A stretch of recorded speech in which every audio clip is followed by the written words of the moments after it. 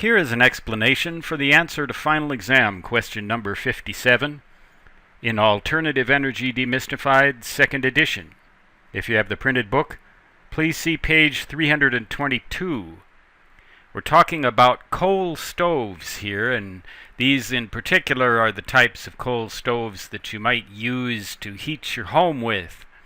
It's not done very much for a number of reasons, and a lot of people would say it's wrong on a lot of levels. But if the alternative is freezing to death, then maybe that's not such a bad alternative after all. Some parts of the country still have abundant coal, and it does burn reasonably clean if you get the right kind, which is anthracite coal. Anyway, it turns out that all four of the statements A, B, C, and D apply to coal stoves. They are not as clean burning as natural gas. Coal does not burn as clean as natural gas. In fact, a lot of coal-fired power plants these days are being replaced by methane-fired power plants because, in large measure, methane burns cleaner.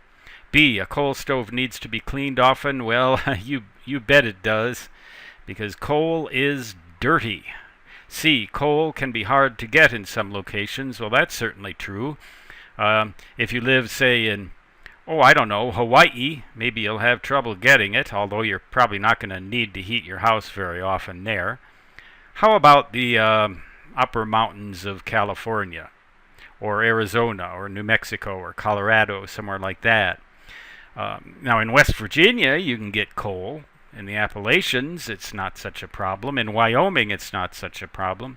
But it might be a little harder in a place like Arizona or New Mexico or the Sierras in California. D, some local governments forbid them.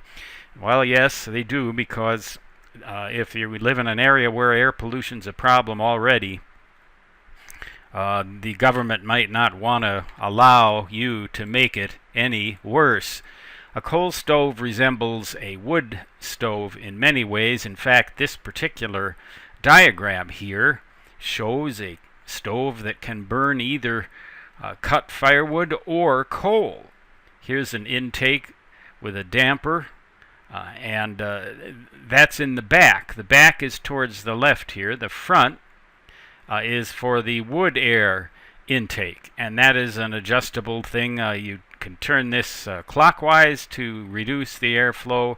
My particular wood stove is called a Fisher Grandma, and it has two of these little things, one on each of the two doors that kind of swing open like French doors.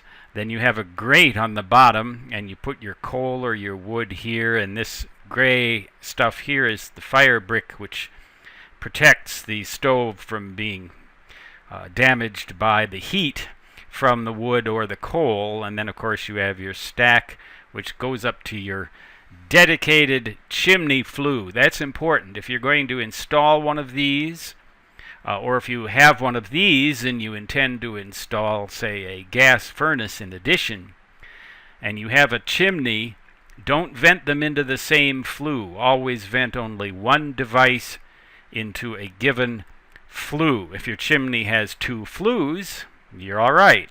You can have the gas furnace go up one of them, and the wood stove go up the other one. But never vent two different types of or two different heating appliances into the same flue. So anyway, getting back to the question itself, all of those statements are true, so the correct choice is E. All of the above are true.